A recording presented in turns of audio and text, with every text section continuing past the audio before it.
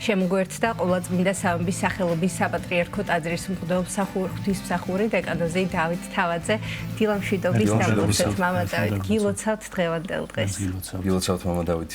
მამა დავით, რა თქმა უნდა, ჩვენი ეთერის მეშვეობით და არა მხოლოდ არაერთხელ მოусმენია ჩვენს მაყურებელს მართლმადიდებელი ეკლესიის მრევლს წმინდა ნინოს 8 წლის შესახებ, მისი ცხოვრებისა და მოღვაწეობის შესახებ, მაგრამ ვინაიდან დღეს სწორედ მისი ხსენება, მოდით კიდევ ერთხელ გავიხსენოთ და ის მნიშვნელოვანი ასპექტები გავმოყოთ მისი ცხოვრებისა და 8 წლის შესახებ. გილოცავთ მეც მთელი გულით. ფასტაუდებელია რა თქმა უნდა 8 წლი წმინდა ნინოსი თითოეული ჩვენთაგანის წინაშე სულია საქართველოს წინაშე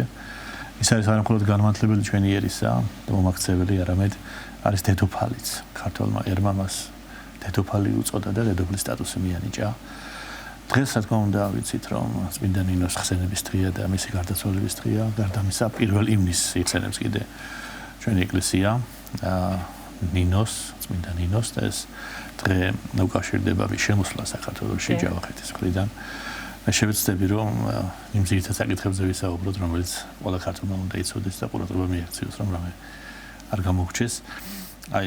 პირველ რიგში ყურადღებას გავამახვილებდი იმაზე, რომ ჩვენ გვაქვს რამდენიმე წყარო წმინდა ნინოს ცხოვრების შესახებ. პირველ ყოვლისა უნდა დავასახელოთ მაგალითად მოქცევა ქართლისაი, რომელიც ეკუთვნის მე-11 საუკუნის ავტორს ლეონტი მროველს. მისი ერთ-ერთი რედაქცია, მეტაფრასული რედაქცია წმინდა ნინოს ცხოვრებისა ეკუთვნის არსენ იყალთოელს, რომელსაც არც თუ იშვიათად აიგივებენ არსენ ბერთან და აგრეთვე უნდა ვახსენოთ აუცილებლად ასეთი საკითხავი სვეტის საცხოვრებისა, რომელიც ნინოს ცხოვრების ერთ-ერთი რედაქციაა და რომელიც ნიკოლოზ გურაბერიძის ორიგინალურ თხზულებად შეიძლება ჩაითვალოს. ესე იგი, აქ საინტერესო ის არის და ამაზე მინდა ყურადღება გავამახვილოთ, რომ ქართული საისტორიო წყარო მოქცევა ქართლის როგორც ჩვენ უკვე ვახსენეთ რიგი მეცნიერების აზრით რომელიც არის ზაზა ალექსიძე მაგალითად როგორც არის რევას სირაძე ამბობენ რომ ეს უნდა შექმნილიყო მე-4 საუკუნეზე არაუგვიანეს და ამ წყაროს თანაავტორი და თანამედროვე უნდა იყოს თავად წმინდა ნინო ამას იმიტომ მოგახსენებთ რომ კვლევართა ნაწილი დღეს ვარაუდობს რომ ჩვენთვის ცნობილი წმინდა ნინოს ცხოვრებიდან და რედაქციებიდან ყველაზე ძველი არისო შადბერდულ ჭელიშვილი რედაქცია მაგრამ სიმართლეში ეს რაც ახლა უკვე ვთქვით, რევას სირაძის მოსაზრება და ალექსის ზაზა ალექსიძის ამას ეწინააღმდეგება და თუ ეს სიმართლეა და რა თქმა უნდა ჩვენ არ გვაქვს არანაირი საწინააღმდეგო ამ ადამიანების ვერსიისა, მაშინ გამოდის რომ წმინდა ნინოს ცხოვრება, რომელიც არის ასახული ქართლის გაქრისტიანება, არის ასე ვთქვათ, არა გვიანდელი, არამედ მე-4 საუკუნის ძეგლი და გამოდის რომ პირველი ქართული ქრისტიანული ნაწარმოები არის წმინდა ნინოს ცხოვრება. ორიგინალური ნაწარმოები, რომლის შექმნაში მონაწილეობა მიიღო თვითონ წმინდა ნინო, თვითონ არის თანამედროვე და შემქმნელი თანაავტორი. ამ ცხოვრებისა ისევე როგორც მაგალითად ამ ნინოს ცხოვრებაში და მის შექმნაში მონაწილეობა მიიღეს ისეთმა ადამიანებმაც, პიროვნება როგორც იყო მაგალითად მირიან მეფე, აბიათარ მღვდელი, აგრეთვე იყო მღვდელმთავარი იაკობი სიდონია სალომე უჯარმელი, პროჟარ სიბნიერი და სხვები და სხვები. ეს არის ძალიან მნიშვნელოვანი, იმიტომ რომ ეს ასე ვთქვათ, თითქოს ახალი სიტყვაა დღეს მეცნიერებაში და ეს კიდევ ერთხელ მიუთითებს რომ ვთქვათ უძველესი ქართული ძეგლი არ არის თუნდაც შუშანის წარმოება ჰაგიოგრაფიული შეიძლება იყოს წმინდა ნინოს ცხოვრება. ამ აზრს თუნდაც ამყარებს ის რომ საისტორიო წყაროებში წმინდა ნინოს ცხოვრებას ეწოდება ნინოისი. ისე როგორც პავლე მოციქულის სხვათების ისტორიას ეწოდება პავლესი. უშუალოდ მისი დაწერილია და ამიტომაც ეს აზრი ამით მყარდება. რაც შეეხება უნდა ვახსენოთ კიდევ უცხოელი ავტორები, რომლებიც ადასტურებენ თქვათ რომ საქართველოში ხდება წმინდა ნინო მაგალითად ამ უცხოელ ავტორებთან არის უფრო გაშლილად მაგალითად წარმოდგენილი წმინდა ნინოს მიერ დედოფალი ნანას კურნება, განკურნება და ამ ავტორებითაგან შეიძლება დავასახელოთ რუფინუსი, ერმია სოზუმენი, გელასი კვიზიკელი, გელასი კესარიელი და სხვები და სხვები. ამას იმიტომ მოგახსენებთ რომ დღეს არც თუ იშვიათად მაგალითად ამდენადაც ახლოა უკვე სოციალური ქსელები ადამიანებთან და იქ იბეჭდება უამრავი ინფორმაცია, ასეთმა ინფორმაციამ გამოჟონა სამწუხაროდ, რომ თითქოს წმინდა ნინო არ არსებობდა რეალურად ეს პიროვნება, ეს იყო ქართველების გამოგონილი პროექტი, იმიტომ რომ სინამდვილეში ნინო იყო სომეხი და რახან შემდეგ სომხები დაშორდნენ ჭეშმარიტ სარწმუნოებას, აქედან გამომდინარე აღარ აწყობდაო თქვათ ქართულ სინამდვილეს ის რომ აი სომხეთიდან შემოსული ყოფილიყო ის ადამიანი, რომელიც იქნებოდა მომახცეველი ერისა. და ამ სამხრეთიდან შემოსულ ვინმე ქალწულს ნუნა ეწოდებაო, ნონა ეწოდებაო და ქართველებმა გამოიყენეს ხას ახალი პროექტი ნინოს სახით. სამდრილი შეხლეს. რა თქმა უნდა, არანაირ კრიტიკას არ უძლებს, იმიტომ რომ ჩვენ უფრო დავასახელეთ საბედნიეროდ ბევრი ადამიანი ხო მოუცხოველი ავტორი, რომელიც ათასწლეულს მე საქართველოში მოღვაწეობას და ცხოვრებას და ხათუ მაინც ახლა ესეთ რამეს მონიდოვებდა ქართველი კაცი რა სახელს მაინც შეუძლიდნენ ხო ეს წარმოუდგენელი რაღაცა, მაგრამ ამას იქით გეუბნებით რომ უამრავი ახალგაზრდა კითხულობს ეს ამას და არ მინდა რომ ამაში რაღაცნაირად მეჭვი შეებაროს. ორი სიტყვით რომ შევახსენოთ მამ დავით თუ ვინ იყო წმინდა ნინო. კი ბატონო, ესე იგი ჩვენ წმინდა ნინოს ცხოვრებიდან ვიცით ის რომ ჯერ ერთი თვითონ ეს განსაკუთრებული სიყვარული, განსაკუთრებული რომელიც შემოსილია ქართველი ერისაგან წმინდა ნინოსადმი, ეს თუნდაც ამობენ არის ასეთი მოსაზრება, რომ არსებობს ჩვენი წმინდა ნინო კაბადოკიელი იყო და ესე იგი კაბადოკიელების და ქართველთა შორის ასე თქვა ეთნიკური ასე თქვა ერთობის შესახებ არსებობს ასეთი მოსაზრება მეცნიერებაში და საერთოდ უნდა ითქვას ის რომ ანუ ეს იმის ნიშნავს რომ ყოველი ეთნიკურად ქართველი წარმომავლობით წმინდა ნინო ამაზე არის ხაზგასმა და უდაოდ შეინიშნება საერთოდ კულტურული მსგავსება ამ ორ ხალხს შორის ეს აუცილებლად არის საინტერესო. აი მაგალითად კაბადოკიური ქრისტიანული ხელოვნება ძალიან გავს ქართულ ქრისტიანულ ხელოვნებას, ხელოვნებაში გავს ხატწერა, განსაკუთრებით სვანური ხატები, ხელოვნება და თქვენ მოგეხსენებათ რომ ერის შინაგან კულტურას არაფერი არ გადმოცემს როგორც ხელოვნება. და ამიტომაც შესაძლებელია რატომაც არა რომ აი მაგალითად ესეთი ყოფილიყო ჩვენ ვიცით კაბადოკიაში პონტოში რამდენი სინამდვილეში ქართული წარმოშობის ადამიანები ცხოვრობდნენ ხომ? წმინდა ნინოსთან დაკავშირებით უნდა ვიცოდეთ ის რომ აი მაგალითად რა თქმა უნდა მისი ცნობილი მეშვეობებს ერქვა საბილონი და სუსანა ზოგიერთ ვერსიაში სუსანა ეს საბილონი იყო მხედართმთავარი რომის იმპერატორისა მარკუს ავრელიუს პრობუსისა საერთოდ ეს იმპერატორი მიიჩნევა ფრანკთა დამარცხებლად და თუ ის მისი მხედართმთავარი იყო ესე იგი მის ცხოვრებაში აღწერილია ესეთი მომენტი, როდესაც თავად ზაბილონი და არა ზაბულონი, იმიტომ რომ არც ერთ ვერსიაში ზაბულონი არ წერია, სამწუხაროდ გამწერებულია ესეთი. ერთადერთი შადბერო ჭერიშო ვერსიაში გვაქვს ზაბილოვნა. და ესე იგი ის მან დაამარცხა ბრანჯნი. ეს ბრანჯნი არის არაბიზებული ფორმა ფრანკებისა და ესე იყო მდინარე რაინის აუზში მცხოვრები გერმანული ტომები. და არა ფრანგები, არამედ ფრანკები და სინამდვილეში მოთეს ისტორიულად გისდება ის რომ აი იმ იმპერატორის რომელიც ვახსენეთ პერიოდში დამარცხებული იყვნენ ფრანგები და ერთ-ერთი დამარცხებელი ვიცი მხედართმთავარი რა თქმა უნდა ბრძანდებოდა საბილონი რომელმაც შემდეგ მოაღწია ეს დამარცხებული ფრანგები და აღმოსდელი წმინდა ნინოსი სარანია ფორცოთა შორის ფრანგების ემბაზს უწოდებს საბილონს ეხლა სარანიაფორი ვახსენე ზოგიერთი რედაქციის მას მიაფორი ქვია და ძალიან საინტერესო პიროვნებაა ის განმოცემის თანახმად და თვითონ წყაროს მიხედვით იყო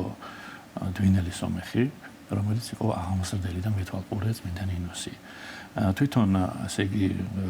ლონდონური ინგლისურ ენოვან ლექსიკონში ნიაფორი განმარტებულია როგორც დიაკონესა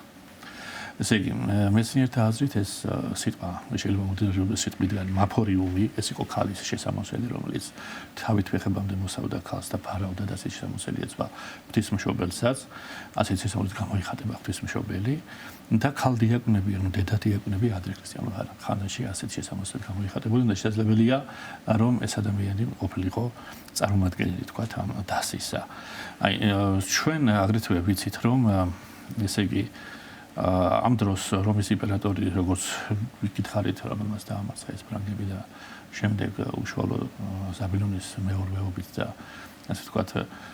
შეჰურდნენ ისინი უფალს და მოეხსნა ჭეშმარიტ სარწმუნოებაზე და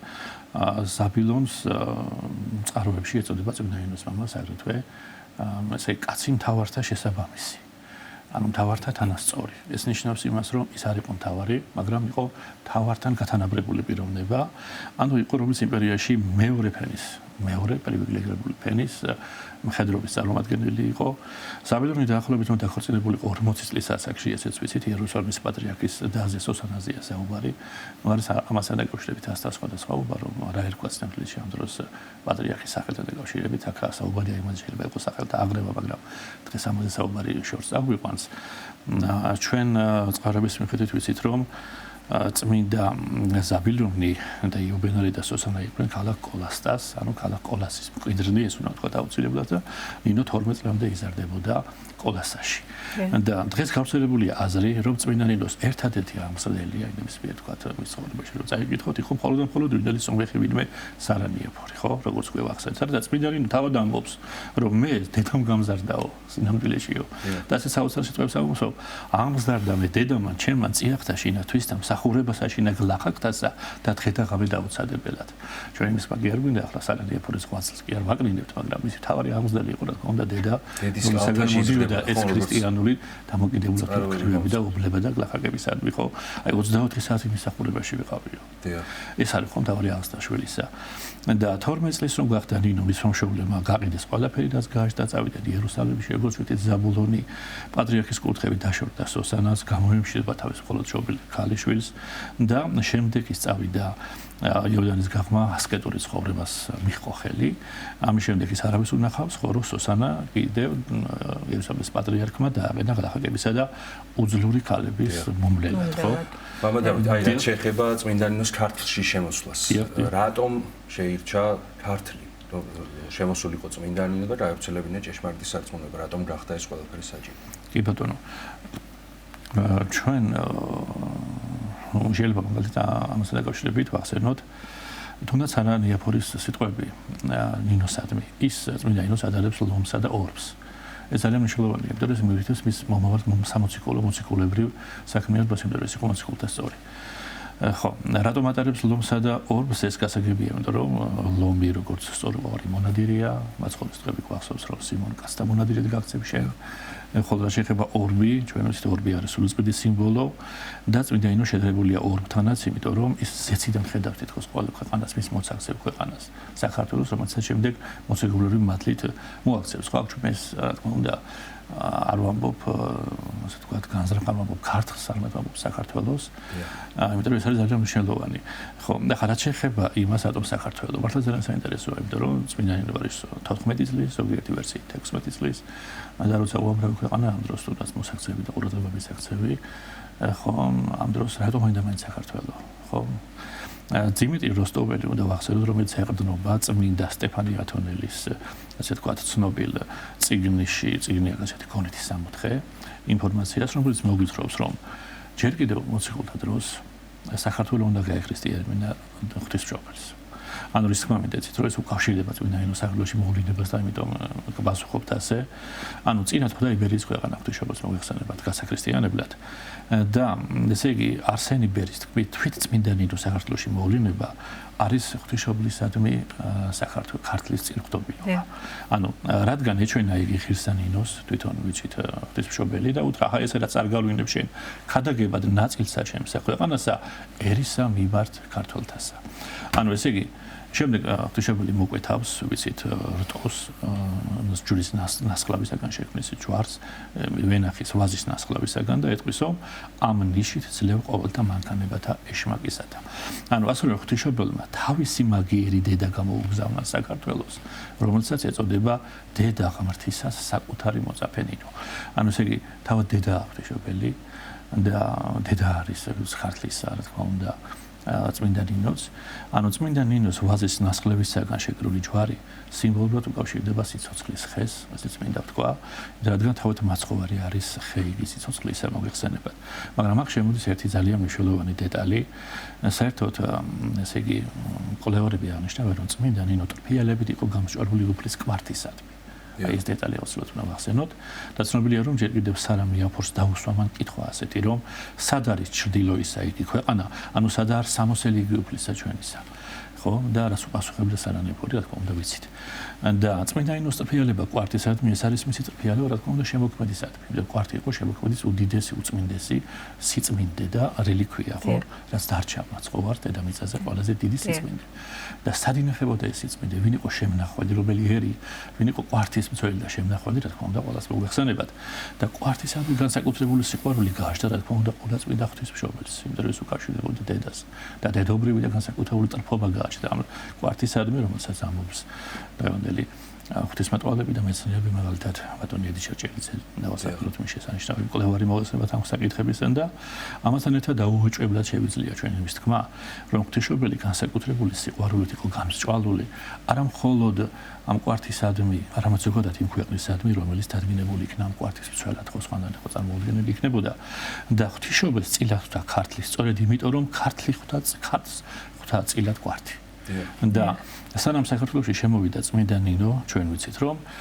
ესე იგი ეს მიზანდასახულობა მისი, რა თქმა უნდა უკავშირდებოდა ამ კვართთან კვართის სიყვარულს. ეს ორი დედა,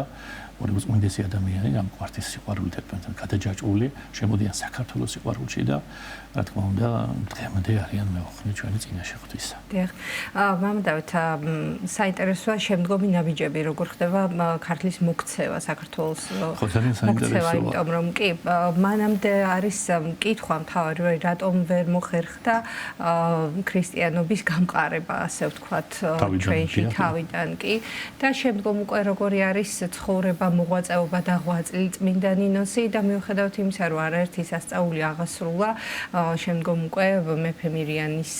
დამოკიდებულება როგორია, რატომ თავდაპირველადვე არ მიიღო ქრისტიანობა. რა თქმა უნდა, უდიდესი ყვასლიგაცი საქართველოს გასაქრისტიანებლად ქრისტეს მოციქულებმა, რომელთა შორის ჩვენ ვამბობთ ანდრია პირველწოდებულს, სიმონ კანალის მატათას, მაგრამ დღევანდელი ასე ვთქვათ, კვლევით და წყაროებით გინდება რომ საქართველოში კიდე სამმა მოციქულმა იქადება საუბარია პეტრე მოციქულზე, თომა მოციქულზე, მეთექვსმეტე საუკუნის წყარო არსებობს, პირდაპირ სლავური წყარო და თადეოს, ანუ ესე იგი 6 მოციქულის ხადაგება საქართველოში არ იყო რა თქმა უნდა სახუმარო ამბავი და მათ ძალიან დიდი ყვასლი გასწიეს, მაგრამ ეს იყო რაღაცა ის პერიოდი, როდესაც თვით ასე ვთქვათ რომის იმპერიაში ზაბრიც არცად არ იყო გამოცხადებული სახელმწიფო რელიგიად ქრისტიანობა და ძლავრობდა, ამიტომ ეს წარმართული სარწმუნოები რამდენად მოხერხდა ასე ვთქვათ სახელმწიფო რელიგიად ქრისტიანობა, თუმცა არსებობს უამრავი ასე ვთქვათ არქეოლოგიური ნაშთი და ესე იგი რომელიც მიგვითითებს იმაზე რომ საქართველოში ქრისტიანული წესით მარხავდნენ ადამიანებს და საკმაოდ დიდი იყო გავლენა ქრისტიანობისა, რა თქმა უნდა არ შეიძლება დაკნინება იმ ყოველწლისა რომელიც მოციქულებმა გასწიეს და პირველი თესლით ჩათესეს ქრისტიანობის ჭეშმარიტ სარწმუნოების არაჩერხვა წმინდა ნინოს მოგესალმებათ რომ მან საქართველოში შემოსვლამდე გადაიტანა უამრავი ჭირი. ეს უკავშირდება იმ 50 ქალწულს, რომელთა ერთად იმყოფებოდა რიფსიმეს გაიანეს, რომლებიც შემდეგ რომის იმპერატორის ბრძანებით თრდაცომერთა მეფე მაწამას ომებში. მერე წმინდა ნინო როგორ შეიფარა მაყვალე ხო შეუწყვეტ მაყვალე ზედა ღვთისმშობლის სახელმწიფო მის ფარგლებში. და საინტერესოა რომ საქართველოში რო შემოდის ის, აი თითქოს იწყება მისი ლხინება. ეს ამას უსვამენ ხაზი, მაგრამ სხვა ხალხი დახვდა. აქ სხვა საზოგადოება იყო. აქ საზოგადოება რომელმაც დაინახეს ამ ძონძებში, უპოვარებაში არსებულ ადამიანში სულიერი სიწმინდეს იდეა და თანაუგზნეს მას.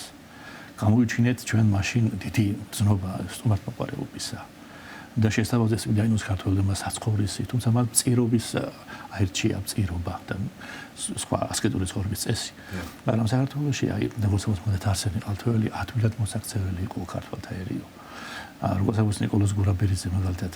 აღნიშნავს იმას რომ ქართველებიო არ იყვნენ მიდრეკილი ფილოსოფიური სიმსივნე და მშრალობისაკენო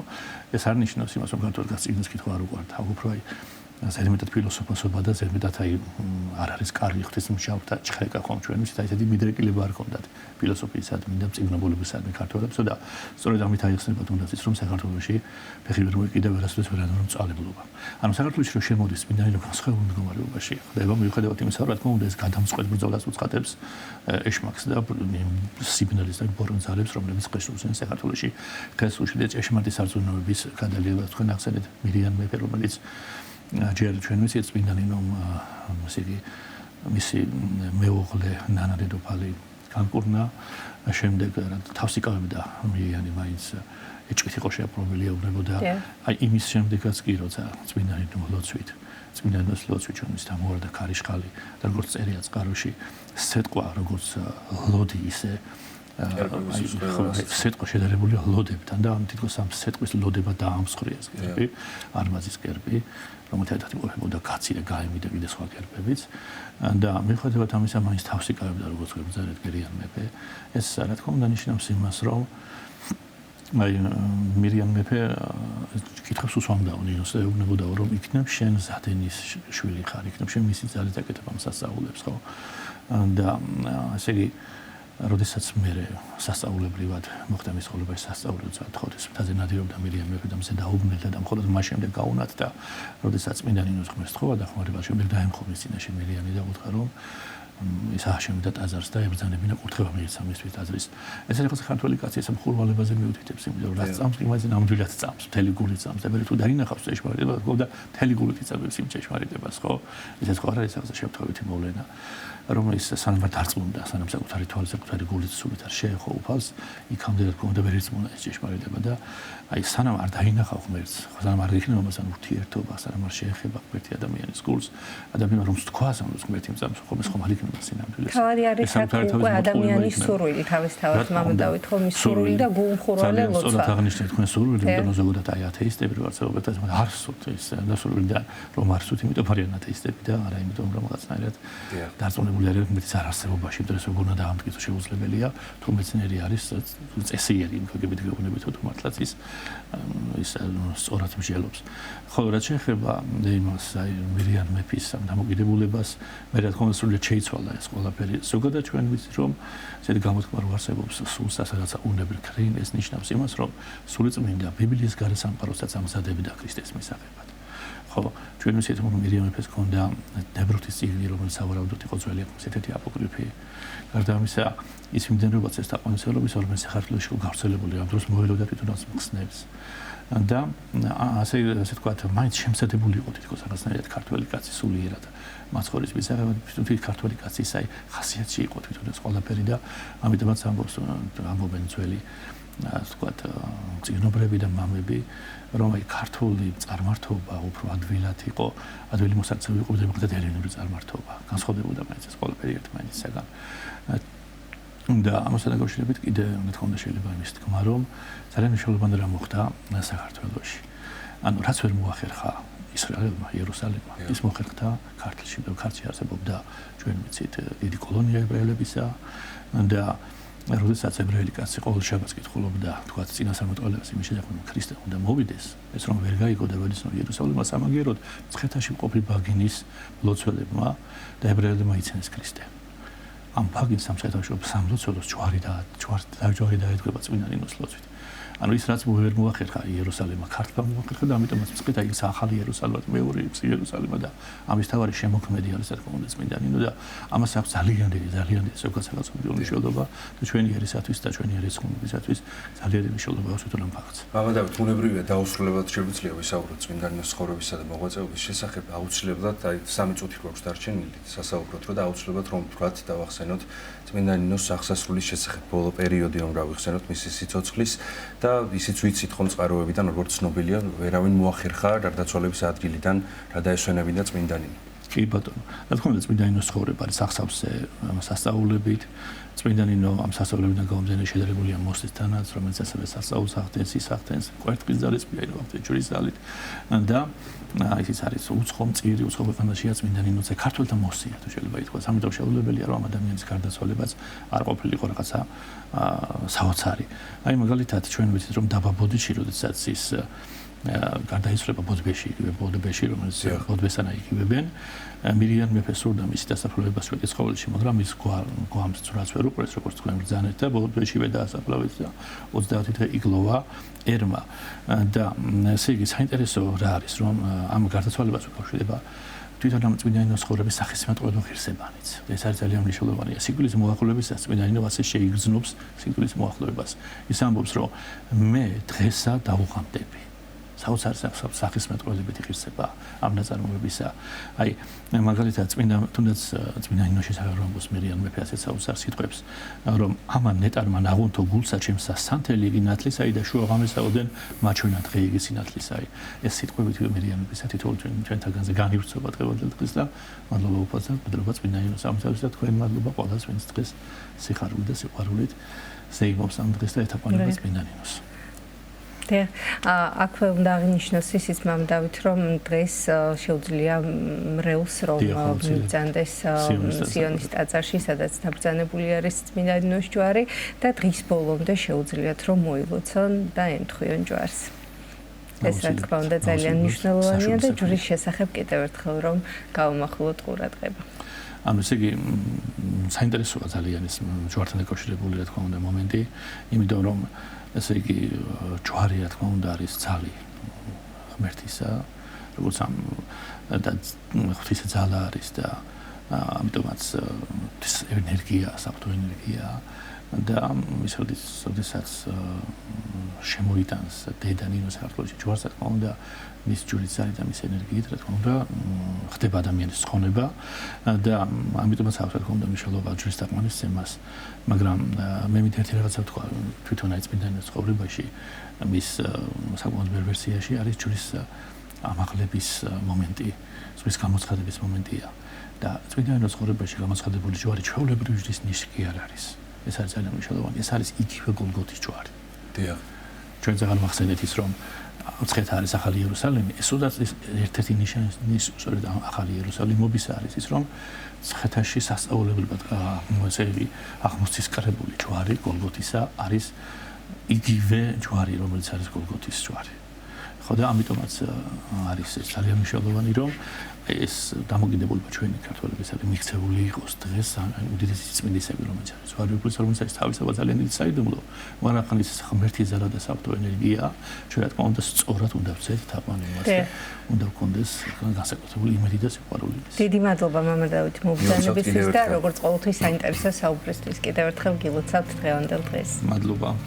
შეგახსენებთ სტუდიის სტუმარი გახდათ ყოვლადწმინდა სამების სახელობის საპატრიარქო ტაძრის ღვთისმსახური დეკანოზი დავით თავაძე.